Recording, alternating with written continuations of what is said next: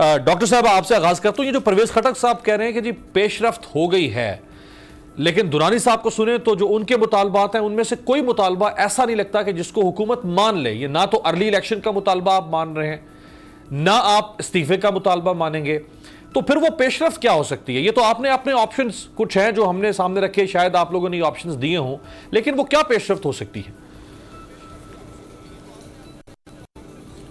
ये वो वाली बात है कि we can keep on speculating Amir Abbas इन बहुत सारी चीज़ों पर। इम्पॉर्टेंट ये चीज़ है जो मौलाना साहब फरमा रहे हैं, वो आपका क्या ख्याल है कि कोई ऐसी कॉन्स्टिट्यूशनल या लीगल बात कर रहे हैं? मकसद ये है कि हम, अगर उनका ये ख्याल है कि फ़ौज को इंटरफेयर नहीं करना चाहिए, तो इस पे आई थिंक इससे बेहतर तो कोई जगह नहीं कि कोर्ट्स इसके ऊपर डिसीजन लें कि आइंदा हमने सिक्योरिटी के लिए फ़ौज बुलानी है या नहीं बुलानी। ये कोई पहली दफ़े तो नहीं है कि फ़ौज को बुलाया गया हो सिक्योरिटी के लिए। पहले भी कई मरतबे फ़ौज को बुलाया गया सिक्योरिटी के मसले के लिए। पहले भी कुछ हमेशा पोलिंग स्टेशंस को बहुत सेंसिटिव डिक्लेयर किया जाता है और तब फ़ौज को बुलाया जाता है कि आपने इसकी हिफाजत कर रही हैं। तो ये कोई, this is not the first time कि पहली दफ़ा फ़ौज आई है। फ़ौज कई दफ़ा आई है पहले, जस्ट टू इंश्योर कि जी सिक्योरिटी हो। अब मकसद ये है कि आइंदा फ़ौज को बुलाना है या नहीं बुलाना है, and whether should be involve और नॉट इन्वॉल्व। ये बात उन्होंने बिल्कुल सही कही कि जी let the courts decide about it and let the election commission. देखें, जब भी फ़ौज आती है इलेक्शन कमीशन के कहने के ऊपर आती है। ये कभी नहीं हुआ कि किसी के पार्टी के कहने पे आएगी कि भी आप बुला लें। इलेक्शन कमीशन समझती है कि उनको सिक्योरिटी की ज़रूरत है तो वो फ़ौज को बुला लेते हैं। अब आ गया मसला कि जी इलेक्शन कमीशन ने क्या स्टेप्स लेने हैं, तो इसलिए तो कोई ऐसी बात नहीं जिस पे बैठ के सब बात नहीं कर सकते। और मेरा ख्याल है इम्पॉर्टेंट ये चीज़ है कि जब आप इल्ज़ाम लगा रहे हैं कि जी ये गलत हुआ इलेक्शन, तो जब हम लोगों ने शुरू में 2013 के इलेक्शन के बाद डिमांड किया तो हमने तो यही कहा था कि आप 4 हलके खोल दें, इनमें देख लीजिए कि इसके अंदर कोई ज़्यादती हुई हुई है, धांधली हुई हुई है, तो we should look into it and ensure कि आइंदा हमेशा साफ शफाफ इलेक्शन हो। इम्पॉर्टेंट ये चीज़ है कि जो इलेक्शन पिछली दफ़ा हुई है, जिस इंटरिम गवर्नमेंट जो बनी है, उस इंटरिम गवर्नमेंट को तो बनाने वाले भी जो लोग हैं वो नून लीग और पीपल पार्टी वाले थे ना। उसमें तहरीक इंसाफ ने तो नहीं बनाई थी ना। वो इम्पॉर्टेंट इलेक्शन कमीशन ने अपना किरदार अगर प्रॉपरली अदा नहीं किया तो फिर ये तो नाराज़गी इलेक्शन कमीशन के साथ होनी चाहिए, not with the government. Because अगर इलेक्शन जो है उस किसकी रिस्पॉन्सिबिलिटी होती है? It is the election commission responsibility. हम भी पिछली दफ़ा इलेक्शन कमीशन के सामने ही जाके खड़े हुए हैं और कहा है कि भाई आपकी रिस्पॉन्सिबिलिटी है, और बतौर हुकूमत नेचुरली रिस्पॉन्सिबिलिटी बनती है कि हम इंश्योर करें कि इलेक्शन कमीशन अपना सारा काम जो है उसको प्रॉपरली परफॉर्म करे। तो आई टोटली एग्री कि भाई ज़रूर अगर उनकी कोई वो है खदशात ज़रूर दूर करने चाहिए, और इलेक्शन का सिलसिला जो है हमेशा साफ और शफाफ ही होना चाहिए। कौन नहीं चाहता?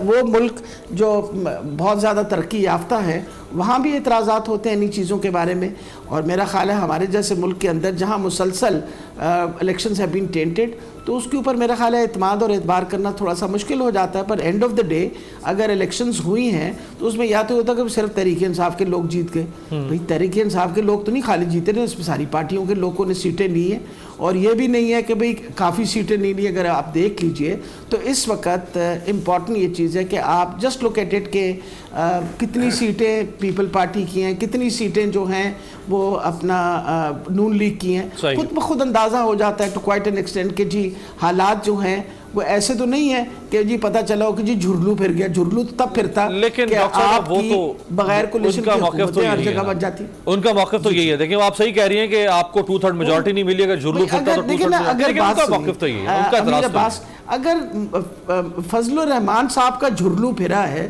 तो उसका ये मतलब तो नहीं है कि बाकी सबका भी झुरलू फिर गया। फजलुर रहमान साहब का ज़रूर, because probably the people are not happy with him. और मौलाना साहब तो आजकल जिस तरह की हरकतें कर रहे हैं, ये इट इज़ क्वाइट ऑब्वियस। बिस्मिल्लाह तो इस बात पे शुरू हुई थी जब ये धरना देने आ रहे थे कि इनकी कुछ और डिमांड्स हैं। सारे रास्ते तो नमूसे रसालत की बात फिर करते आए, वही आपका क्या कहते हैं रिलीजियस कार्ड जो है वो आप इस्तेमाल करते रहे। मैं जरा शेख साहब इम्पोर्टेंट जो शेख साहब को शामिल कर लूं। शेख साहब को जी शेख साहब देखें, जो इलेक्शन कमीशन था वो पीपल्स पार्टी और मुस्लिम लीग नून ने मिलकर बनाया। जो इंटरिम गवर्नमेंट बनी वो भी पीपल्स पार्टी और मुस्लिम लीग नून ने मिलकर बनाई। जो फौज डिप्लॉय हुई, वो डॉक्टर साहब ने कहा कि वो हमने नहीं की, वो इलेक्शन कमीशन ने डिमांड की और सुप्रीम कोर्ट ने भी कहा कि जी ये सिक्योरिटी के लिए फौज होनी चाहिए। तो बेनिफिशियरी पर कैसे उसकी तहरीक इंसाफ होगी? यानी किसी रोल के अंदर पूरा इलेक्शन प्रोसेस, पूरा इलेक्टोरल प्रोसेस, उसमें कहीं तहरीक इंसाफ का सिवाय एक खैबर पख्तूनख्वा की हुकूमत की हद तक इसके अलावा कोई रोल नहीं था। तो बेनिफिशियरी कैसे पीटीआई होगी? वो सवाल उनका ये है। जी बिस्मिल्लाह रहमान रहीम। दलाल से बात करती हैं और हमें मिलजुल के ना दलील से एक दूसरे को करना चाहिए। और ख़ासकर जो टर्माइल है ये इतना आगे बढ़ गया है कि अगर अभी हम ज्यादती का एक दूसरे के साथ करते रहेंगे तो ये कहीं मसला हल नहीं होगा। मैं आपको बताऊं क्या हुआ। आप दुरुस्त कह रहे हैं कि जो इंटरिम गवर्नमेंट बनी या जो इलेक्शन कमीशन है, लेकिन एक्चुअल क्या हुआ मैं आपको अपने इलाके में ले चलता हूँ। मैंने 6 इलेक्शन कंटेस्ट किए हैं। मैं आपको अपने इलाके में ले चलता हूँ। मेरे यहाँ चनियोट, झंग और मुलैका इलाकों की 8 सीटें मुस्लिम लीग नवाज की थी। इलेक्शन से पहले वो माहौल किया गया और वो उनको इस समय मेरे अभी आप चले जाएं, आप तो मेरे इलाकों से तल्लक रखते हैं, आप चले जाएं, मेरा एक भी कहीं पोस्टर आपको नजर, पोस्टर ही लगा देते, उतार दिए, मेरे बैनर उतार दिए। मेरे खिलाफ 3-4 दिन पहले डीसी ने लिख के भेज दिया कि इसको नायल करो इलेक्शन कमीशन में। अच्छा। वहां जाके इलेक्शन कमीशन ने उनकी बात नहीं मानी, डीसी ने ऑफिशियल लिख दिया। ये सब क्या हो रहा था? मैं आपको बताऊं ना, सूरत हाल सर इतनी आसान नहीं। इलेक्शन अगर इंडिया में क्यों नहीं इतने इलेक्शन होते हैं, हारने वाला ये जीतने वाला एक दूसरे पर इल्ज़ाम नहीं धरता। मैं सिर्फ इलेक्शन देखो ना जो कुछ हो रहा है, और बात अभी सिर्फ इल्ज़ाम लगाना पॉइंट स्कोरिंग मकसद नहीं है। मकसद तो ये है कि हम अपने मुल्क के अजीज़ को, जो हमारा मुल्क है, पार्टियों से ज़्यादा, सबसे ज़्यादा हमें अपनी पार्टियों से ज़्यादा अपना मुल्क और अपने लोग अजीज़ है। सही है। सर देखना ये अमीर अब्बास कि किस तरह इसका हल निकले। अच्छा, इस वक्त भी जो जिस तरह भी इलेक्शन हुआ तब भी जो अपोजिशन में पार्टियां बैठी हैं उनके ज़्यादा वोट हैं, टोटल सीटें कम हैं लेकिन नंबर ऑफ वोट उनके ज़्यादा हैं बनिस्बत जो कि पावर में है। अच्छा, अब अगर ये हालात है, असम्बली में क्या हो रहा है? 1.25 साल से दुश्मन तराजी हो रही है। कौन सा काम हो रहा है वहाँ? काम तो हो नहीं है। मुझे वहाँ बैठते हुए अमीर अब्बास शर्म आती है जाके असेंबली। मैं तो गया था, मेरा ताल्लुक कराची से, आपको पता है। मैं चनियोट जाके ऑल द वे इलेक्शन लड़ा के, मैं क्योंकि डॉक्टर महबूब हक साहब के साथ था। मैं चाइना और कोरिया मैंने देखा कैसे आगे बढ़े। मेरा ये दिल था कि मैं कुछ कंट्रीब्यूट करूँ। वहाँ पे बात ही नहीं होती। बात एक चंद मेंबर एक तरफ से, बिल्कुल दूसरी तरफ से, बिल्कुल जाती रंजिशों की बात। मैं आपसे मुझे बताइए मेरे दोस्त अगर इस तरह मुल्क को, अच्छा अभी भी मैंने हर अपनी जगह हर प्रोग्राम में कहा है, बस खत्म कर रहा हूँ बात को, मैंने हर प्रोग्राम में अभी भी कहा है कि मिल के बैठें, मुल्क के बेहतरी के लिए सोचें। अभी अच्छा किया, मैंने कई बार कहा पार्लियामेंट का इजलास बुलाया गया, अच्छा किया, वहाँ बैठ के बात हो सकती है। तमाम पार्टियाँ वहाँ हैं। यहाँ देखिए बात यह है कि पहले दिन से मैं कह रहा हूँ, मियाँ शहबाज शरीफ साहब ने कहा कि चार्टर ऑफ इकॉनमी करें। अच्छा, मैं आपको बताऊँ जो हालत है इस हुकूमत की, थोड़ा सा अगर 1 मिनट आप मुझे दे दें कि इस बजट में मैं वापस आता हूं आपके पास। मैं जरा सेनेटर साहब, आपकी इजाजत से जरा सेनेटर साहब को शामिल कर लूं। ओके सेनेटर साहबा, मैं इंतखाबात में हम जरा अटक गए, मैं आना तो धरने पे चाह रहा था, लेकिन एक सवाल आपसे कि जीडीए सिंध में कहती है कि पीपल्स पार्टी ने हमारे खिलाफ धांधली की और अपने हक में धांधली की। पीटीआई सिंध कहती है, एमक्यूएम सिंध कहती है, पीपीएसपी कहती है कि इन्होंने धांधली की, पीपल्स पार्टी ने अपने हक में और हमारे खिलाफ धांधली की। तो फिर तो आपकी हुकूमत भी लेजिटिमेट हुकूमत होगी अगर धांधली ही असल इशू है अपोजिशन का। बिस्मिल्लाहिर्रहमानिर्रहीम। देखिए जीडीए के में कि जब इस किस्म की जो बनते हैं अलाइंसेस, हमें भी पता है इसका पस मंज़र क्या होता है। इस बात में कोई शक नहीं है कि इलेक्शंस जो है एक स्क्रिप्ट के तहत इंजीनियर्ड सेलेक्टेड इलेक्शंस हुए। ठीक है, जब सिंध के अंदर फॉर्म 45 ना मिले, पीपल्स पार्टी के चेयरमैन को उसके हल्के का रिजल्ट ना मिले, तो फिर तो ये कहे कोई और के धांधली। बात ये पीटीआई को जो वहाँ पे सीट्स मिली हैं उस पर तो एमक्यूएम भी कहती है पीटीआई ने धांधली की है। तो बात ये है कि ये धांधली ज़्यादा इलेक्शन थे, ये इसमें कोई शक की गुंजाइश नहीं है। और आज जितनी फ़हम व फिरासत की बातें हो रही हैं कि जी आपने चेयरमैन नैब लगाया, आपने इलेक्शन कमीशन लगाया, आपने देखें बिल्कुल लगाया, नेक नियति के साथ लगाया। बदनियति तो वहाँ पे आई जहाँ चेयरमैन नैब अगर ये कहे कि अगर हुकूमती वज़रा के ख़िलाफ़ कोई केस चलाऊँ तो फिर हुकूमत गिर जाएगी, तो उसके ख़िलाफ़ एक वीडियो स्कैंडल आ जाता है। फिर उस पर तहकीकात नहीं होती, फिर उस खातून का पता नहीं लगता, फिर ये नहीं पता लगता है कि वो उनका स्टेटस क्या है, उनका स्टेचर क्या है, वो क्या वाकई वो अहल भी हैं उस ओहदे के या नहीं। जहाँ पर जहां पर आप ये देखें कि पार्लियामेंट जो है वो गैर फाल रखी जाती है, जहां पे अकाउंटेबिलिटी कोर्ट के जज का वीडियो बयान आ जाता है, जहां पे जजेस के ऊपर सदारती रेफरेंस आ जाता है।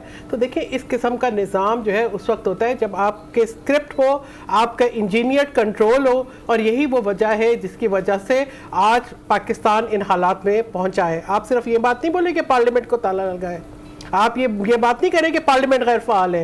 वो वजीर आजम जो ये कहते थे कि मैं हर हफ्ते जाऊंगा और सवालात का जवाब दूंगा, वो तो एलियन है पार्लियामेंट में। आज सेनेट में एहतजाज हो रहा है, आज सेनेट में एहतजाज हो रहा है कि 8 ऑर्डिनेंसेस पास हो जाते हैं, पार्लियामेंट को बेवकूफ़ कर दिया गया है, इररिलेवेंट कर दिया गया है। तो ये तो हालात है। मईशत का आप हाल देख लें, सिफारतकारी का आप हाल देख लें, जहां आप मीडिएशन करने जा रहे थे वहां अभी वो आलमी कॉन्फ्रेंस डावोस इन डेजर्ट, आपका तो एक में स्पीकर भी नहीं, हुकूमती नुमाइंदे तो अलग बात है।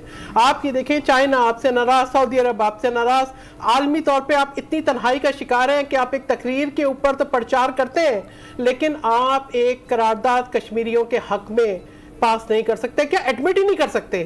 तो देखिए बात ये कि आपकी इज्तिमाई गलतियां कौम के लिए इज्तिमाई दुख का बायस बन गई हैं। आज बिजली की कीमत आपने बढ़ा दी, महंगाई का ये आलम है, इन्फ्लेशन डबल डिजिट में है। तो जब इस किस्म के हालात हो जाएं, मैं अमीर अब्बास आपको ये कहना चाहूंगी कि पीपल्स पार्टी ने जमहूरियत के लिए बेइंतहा कुर्बानियां दी हैं। अफवाज पाकिस्तान का जिक्र हम नहीं करते, हम बड़ा एहतराम करते हैं, हमें पता है कि उन्होंने बड़ी कुर्बानियां दी हैं। मौलाना और अचकज़ई कर रहे होते हैं तो नहीं, मैं आपको बता रही हूँ कि ये बुनियाद डाली है पीटीआई ने। ये पीटीआई ने कहा है कि अफवाज पाकिस्तान, ये नहीं कहा कि आईने पाकिस्तान के साथ खड़ी है। ये बयान है इमरान खान अहमद नियाजी साहब का कि अफवाज पाकिस्तान पीटीआई के मंशूर के साथ खड़ी है। देखिए अफवाज पाकिस्तान किसी सियासी जमात के मंशूर के साथ नहीं खड़ी हो, तो इदारा एक है, उसको ये उनकी वफाकी वजीर माहौलियात का 2 दिन पुराना बयान है कि अफवाज फौज जो है वो हमारी तर्जुमान है। वो तो अक्सर ऐसे गैर संजीदा बयान देती रहती है। तो आप ये गैर संजीदा हो, जब आपका सिस्टम ऐसा हो तो फिर आप कमिंग बैक टू धरना, ये जरा मैं सब्सक्राइब करें और बेल दबाएं ताकि कोई खबर रह न जाए।